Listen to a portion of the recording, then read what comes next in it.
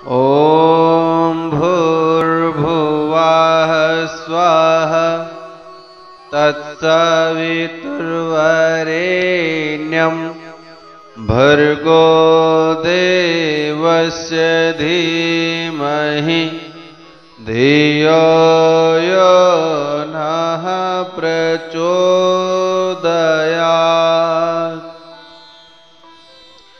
ॐ अज्ञानतिमिरान्धस्य ज्ञानाञ्जनशलाकया चक्षुरुन्मीलितं येन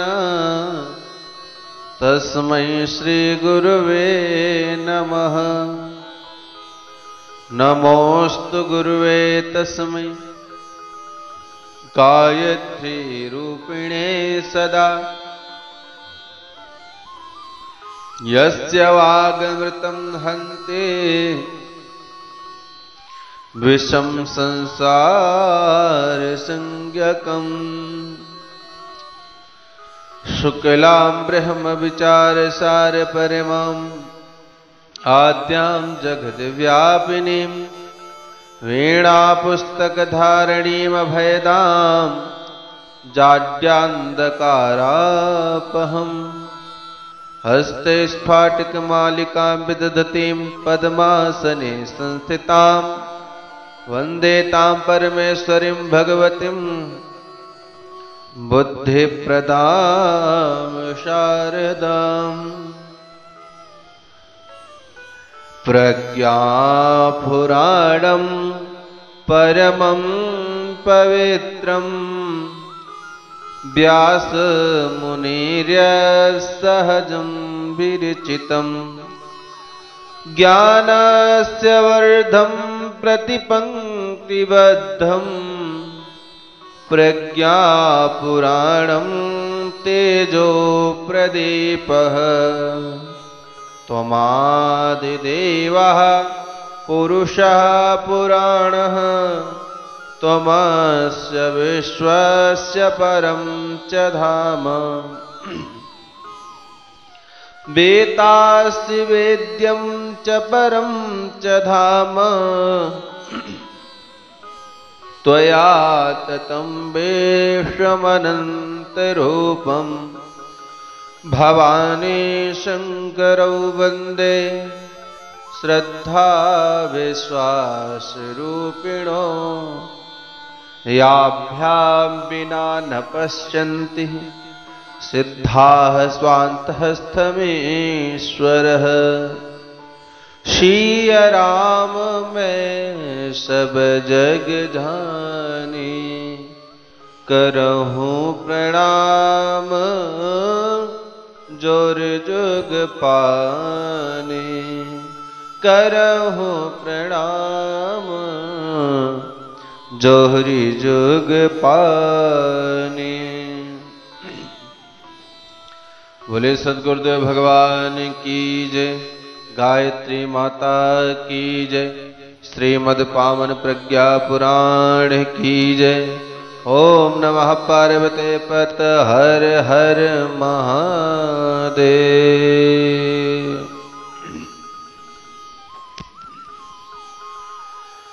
परम पूज्य गुरुदेव परम वंदनीय माता जी, माता गायत्री के चरणों में हम सब कोटि कोटि प्रणाम निवेदित करते हैं। श्रीमद् पावन प्रज्ञा पुराण की कथा को श्रवण करने वाले समस्त श्रोता समुदाय को हमारी तरफ से श्री राम मैं सब जग जानी करहूं प्रणाम जोर जुग पानी का भाव निवेदित करते हैं।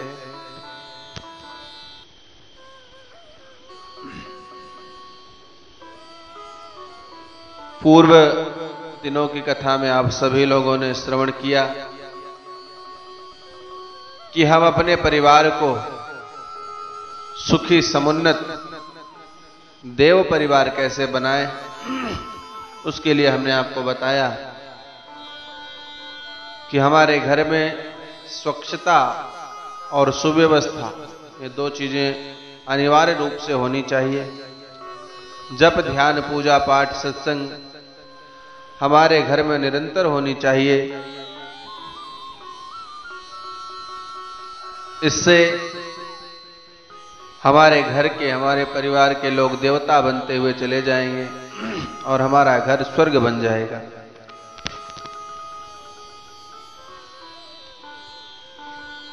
आज हम आगे की कथा प्रारंभ करेंगे। आप सभी लोगों से निवेदन है कि आप सभी लोग सावधान होकर के भगवान की कथा को श्रवण करें पूरे प्रेम के साथ। गंगाद्वार तु कुंभस्य पर्वणः समये शुभे गंगातटे सुसम्मर्दो निर्णाम धर्मात्मनामः वर्धत्तस्म तथा श्रद्धा तीर्थयात्रिणां शुभा गंगैव गतिशीला च प्रोक्षन्ति वददृशे। गंगा के पावन तट पर हरिद्वार क्षेत्र में संपन्न हो रहे कुंभ पर्व के आयोजन में धर्म प्रेमियों की भीड़ निरंतर बढ़ती ही जा रही थी। गंगा की तरह तीर्थयात्रियों की श्रद्धा भी उमड़ती गई और प्रगतिशील दृष्टिगोचर हो रही थी। शांत तपोवन के समान उस स्थान पर महर्षि धौम्य ने उपस्थित सभी जनों को संबोधित करते हुए कहा, मित्रों, उनकी वाणी में जगत की कल्याण की कामना टपक रही थी। भद्रा सदगृहस्थास्तु भक्तः सर्व एव हि नात्मानामस्त्रमाधीनम् कस्माचिदपि मन्यताम् लोभमोहविलासानां गृह्यन्ते दुष्प्रवृत्तयः पतनस्य महागर्ते त्राहि पातो निर्णाम ध्रुवम्। महर्षि धौम्य ने कहा, हे भद्रजनों, आप लोग सदगृहस्थ हैं। किसी आश्रम से अपने आप को हीन ना समझो। लोभ मोह विलास की दुष्प्रवृत्तियां अपनाने पर कोई भी निश्चित रूप से पतन के गर्त में गिर सकता है। ऐसे अवसर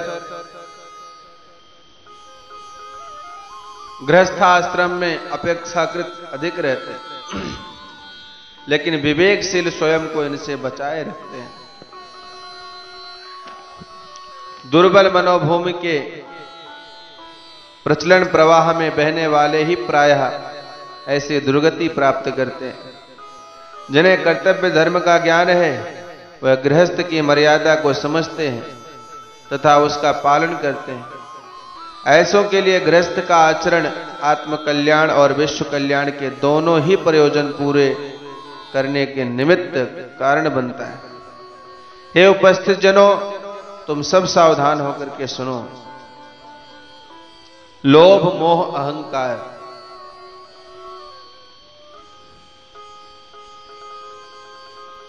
आजकल व्यक्ति बहुत लोभी हो गया है।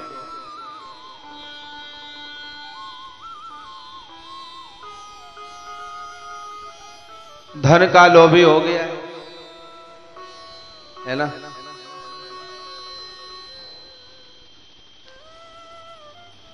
भोजन, किसी ने निमंत्रण दिया भोजन के लिए, वहां भोजन करने हम पहुंच जाते हैं तो लोभ लालच में आकर के इतना भोजन कर जाते हैं कि अपना स्वास्थ्य खराब कर लेते हैं। उसी तरह से मित्रों, आज व्यक्ति धन के पीछे भाग रहा है, धन को ही अपना सर्वस्व मान बैठा है। आपने कहानी सुना होगा, एक राजा ने एक संत से कहा कि मैं जो भी वस्तु स्पर्श करूं, जिस किसी भी चीज को मैं स्पर्श करूं वह स्वर्ण बन जाए। आशीर्वाद दिया, जाओ तुम्हारी ये मनोकामना पूर्ण होगी। घर आए,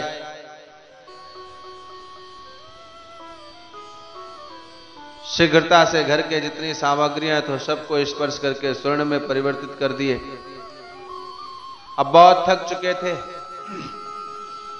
भूख लगी थी, सोचा भोजन कर लेते हैं। अपनी बेटी को बुलाया, बेटी भोजन लेकर के आओ। बेटी भोजन लेकर के आई। जैसे उनके सामने भोजन की थाली रखी, भोजन की थाली को स्पर्श किया, भोजन की थाली भी स्वर्ण में परिवर्तित हो गई। सब्जी, दाल, रोटी, जो कुछ भी भोज्य पदार्थ था सब स्वर्ण में बदल गया। अब महाराज जी खाएं क्या?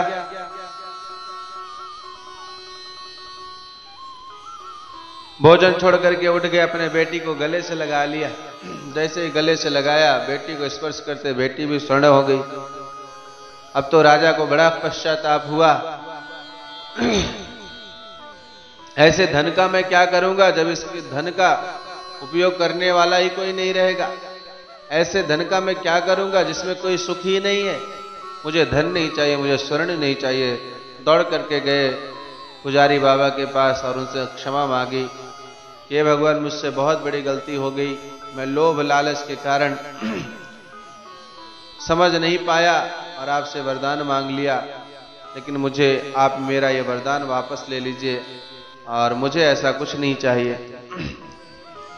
तो इस तरह से आदमी आज लालची हो गया है। लालच में आकर के आज आदमी क्या नहीं कर दे रहा है, भाई भाई की हत्या कर दे रहा है?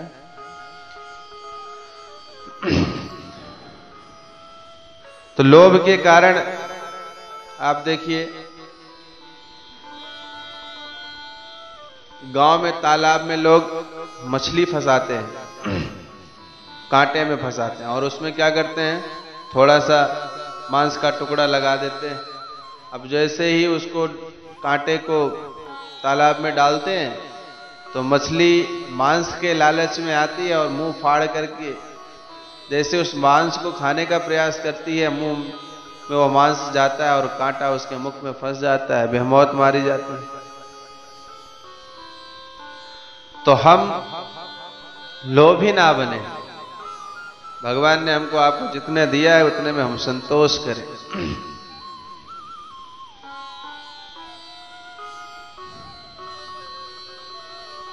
और दूसरी बात है मोह।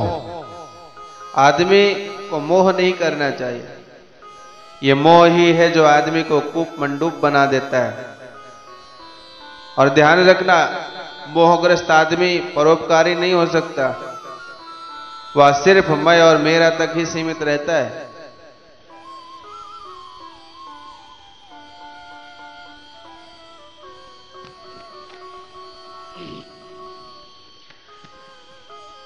मोह सकल व्याधिन के मूला, मोह ही समस्त विपत्तियों की जड़ है। इसलिए मोह नहीं करना चाहिए, आसक्ति को त्याग देना चाहिए। कुछ लोग हैं जो आखिरी सांस ले रहे हैं, आखिरी सांस ले रहे हैं, मृत्यु निकट आ चुकी है, लेकिन फिर भी मोह नहीं छूटता। ना घर से, ना परिवार से, ना धन से, किसी से मोह नहीं छूटता। अंत समय आया। एक सेठ जी की बड़ी सुंदर कहानी है। सेठ जी थे, बड़े धनाढ्य थे और बहुत लालची भी थे, बहुत कृपण थे। दूसरों का धन मिलता तो उसको इकट्ठा कर लेते थे, किसी को दान करना होता तो कुछ भी नहीं देते थे, बहुत कृपण थे। खूब बढ़िया उनका बिजनेस चलता था, उनकी दुकान थी, दुकान भी बहुत अच्छी चलती थी। अब सेठ जी बेचारे वृद्ध हो गए हैं, बीमार हो गए। अंत समय आया तो सब परिवार के लोग उस बुजुर्ग सेठ के पास आकर के बैठ गए, रोने लग गए। और वह व्यक्ति इतना मोहग्रस्त हो गया था कि मृत्यु का समय निकट आया है, जब उसको भगवान को याद करना चाहिए तो भगवान को याद नहीं कर रहा है। अभी भी वो क्या कह रहा है, अपने घर वालों से कह रहा है कि तुम सब लोग बैठ करके यहां मेरे पास रो रहे हो, उधर दुकान में कौन है, हैं? यानी मर रहा है, अंत समय आ गया है, मृत्यु सामने है, फिर भी अभी उसको दुकान की, मकान की, परिवार की चिंता सताए जा रही है।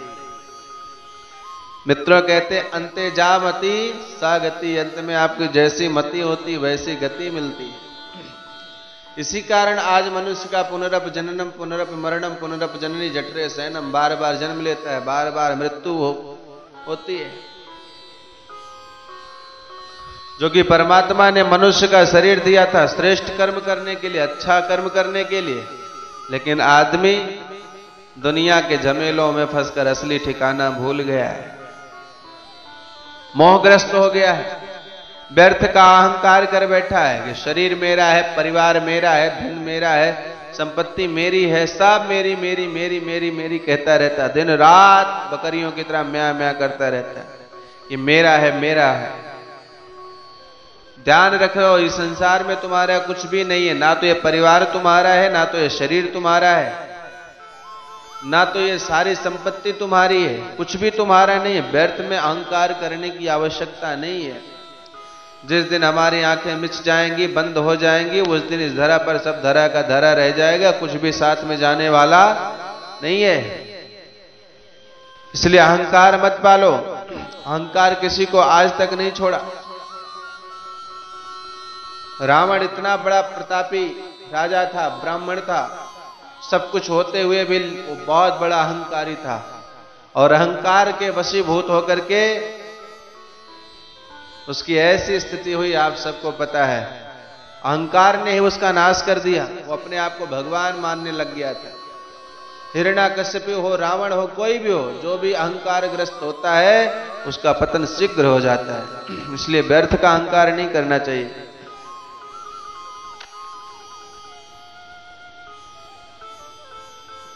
एक रानी की कई दासियां थी। उस रानी की सेवा करती थी, उसके सारे कार्य करती थी। एक दिन नौकरानी काम करते करते बहुत थक गई थी। अब महल का कार्य करते करते थक गई, बेचारी झाड़ू लगा रही थी। उसने सोचा कि रानी का मखमल का बिस्तर है, रानी अभी तो है नहीं, चलो 10 मिनट इसी पर आराम कर लेते हैं, इतनी जल्दी आने वाली तो है नहीं। जैसे ही वह 10 मिनट के लिए उस मखमल के बिस्तर पर सोई, तभी उसकी आंख लग गई।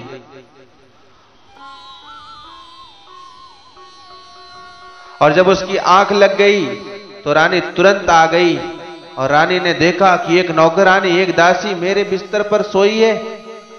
आग बबूला हो गई, क्रोध से भर गई, उसको खूब डांटा और उस पे कोड़े बरसाना शुरू कर दिए, बहुत पीटा उसको। अब बेचारी कहती है मुझे छोड़ दो, मुझसे बहुत बड़ी गलती हो गई, लेकिन वो पीटती रही। तब जब उसको लगा कि ये रानी मानेगी नहीं, तो नौकरानी जोर जोर से हंसने लगी। अब तो रानी अचंभित हो गई, भाई इसको पीट रही है और ये रो रही है। तब उस नौकरानी ने कहा कि रानी साहिबा, गुस्ताखी माफ हो, लेकिन आज मेरे दिमाग में एक बात समझ में आ गई। क्या? बोली आज मैं केवल आपके इस मखमल के बिस्तर पर 10 मिनट के लिए सोई तो मुझ पर इतने कोड़े बरसे, इतना दुख मुझे सहना पड़ा, लेकिन मैं सोच रही हूं कि उनका आखिर में क्या होगा जो विलासता भरा जीवन जी रहे हैं, जो नित निरंतर इसी बिस्तर पर सो रहे हैं, आखिर उनके साथ में क्या होगा? जो रोज इसी मखमल के बिस्तर पर सोते होंगे, उनका क्या होगा?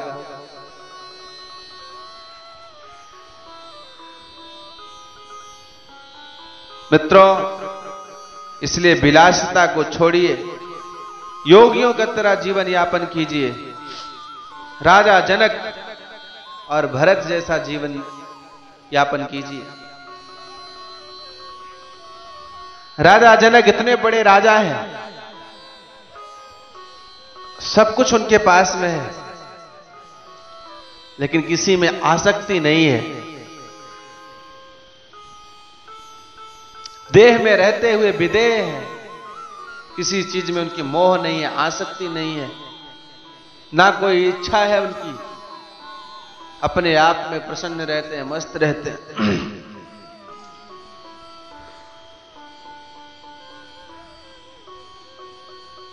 फिर भी धौम ऋषि कहते हैं कि इसकी संभावना रहती है गृहस्थ आश्रम में, लेकिन फिर भी विवेकशील पुरुष लोग इससे बचते हैं।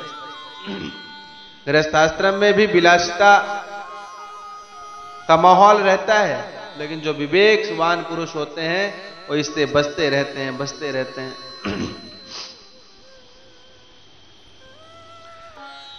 उसके आगे महर्षि धौम्य कहते हैं, देवानां वस्तु जातानां चाकचकस्य वाह पुनः आभूषणादिकानां च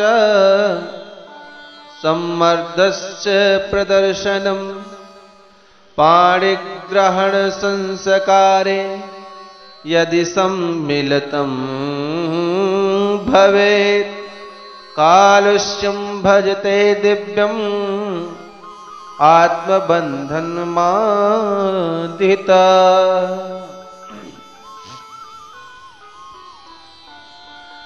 धौम ऋषि कहते हैं, दहेज, आभूषण, प्रदर्शन, भीड़ भाड़, धूमधाम जैसे अपव्यय विवाह संस्कार के साथ सम्मिलित करने पर वह परम पवित्र आत्मबंधन प्रारंभ में ही कलुषित हो जाता है।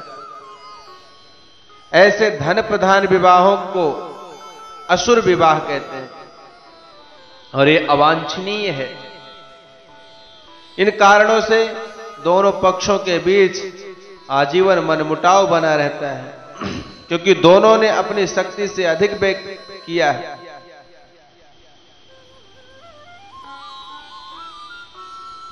विवेक से काम नहीं लेते हैं, इससे स्वर्ग तुल्य गृहस्थ जीवन नरक तुल्य बन जाता है। भारतीय परंपरा के विवाहों का प्रचलन वर कन्या का चयन रूप के आधार पर नहीं अपितु गुण के आधार पर होता था। कुंडली नहीं, गुण मिलाए जाते थे। आजकल तो कुंडली मिलाई जाती है।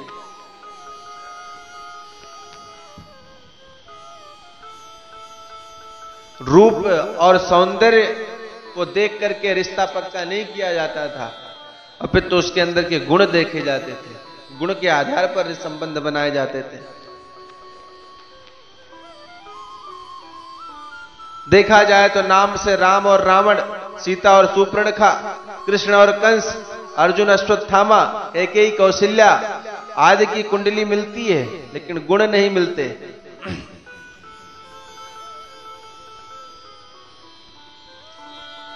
माता जानकी का गुण कैसा है और सुपर्णखा का गुण आप देखिए कैसा है ना।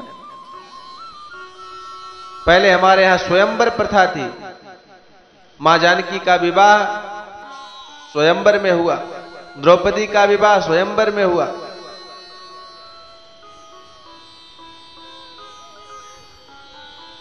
बहुत लोग कहते हैं कुंडली नहीं मिलती है तो दुख मिलते हैं, विघ्न आते हैं।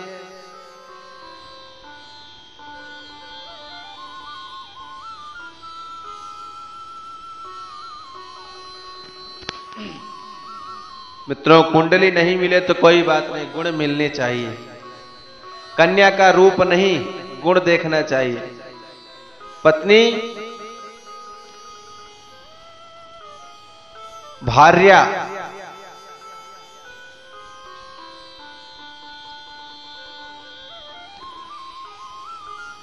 भार्या है, भोग्या नहीं, रमणी नहीं है, क्या है? जीवन संगिनी है, और हमारे आपके साथ जीवन में चलती है। सीता माता राम जी के साथ साथ रहती है, कभी भी उनका साथ नहीं छोड़ती है। परम पूज्य गुरुदेव कहते हैं कि आज जिस तरह हम लड़कियों को देखते हैं और इठलाते हैं, तरह तरह की बात करते हैं, तब जाकर कहीं रिश्ता पक्का करते हैं, लेकिन जिस दिन लड़कियां लड़कों को देखना शुरू कर देंगी, उस दिन से सारे लड़के कुंवारे रह जाएंगे। रूपवती भार्या शत्रु के समान होती है। जो बहुत सुंदर हो, जिसके चेहरे में आकर्षण हो, कोई जरूरी नहीं कि आपके मित्र है, कभी कभी वो शत्रु भी बन जाती है।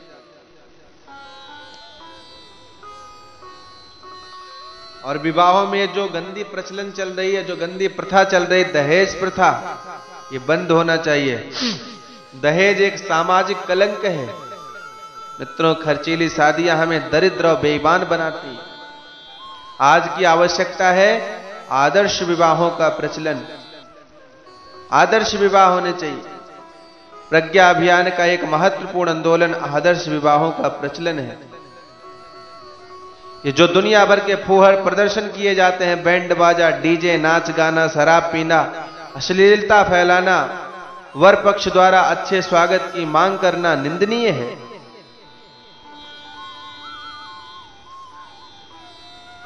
ऐसी खर्चीली शादियां, ऐसे प्रदर्शनकारी शादियां हमको आपको दरिद्र बनाती हैं। आप आइए शांति कुंज, देखिए यहां पर किस तरह से विवाह होता है। आदर्श विवाह संपन्न कराया जाता है। 50 वर पक्ष के लोग, 50 कन्या पक्ष के लोग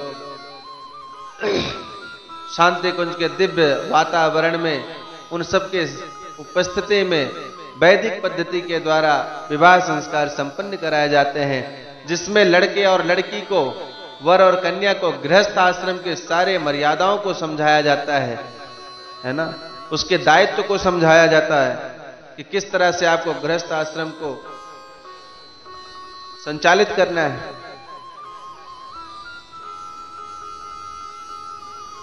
कि दहेज की प्रथा बंद होनी चाहिए।